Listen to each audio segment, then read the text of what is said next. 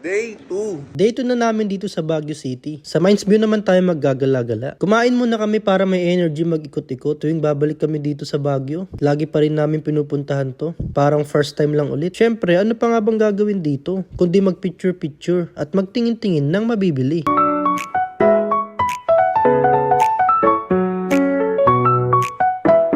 Bago umalis ng Mines View, bumili na kami dito ng mga pasalubong. Binabalik-balikan ko dito yung cheese bar nila. Sarap na sarap kasi ako. Nagtingin-tingin na din kami ng kung ano-anong mabibili. Ang sarap! Aray! Ay, sige! Oh, sarap! Sarap, di ba? Oh.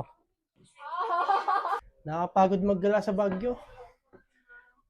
After Mines View, dito naman kami sa Ride Park nagpunta. Tamang lakad lang at moni-moni lang kami dito.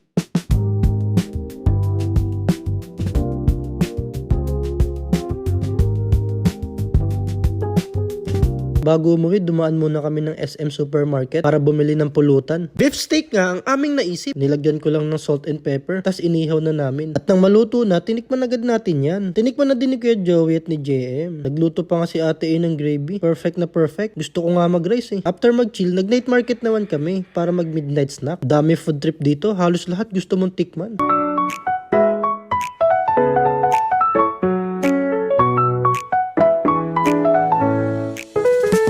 Pag-uwi, sarap matulog, busog, ang ginaw pa.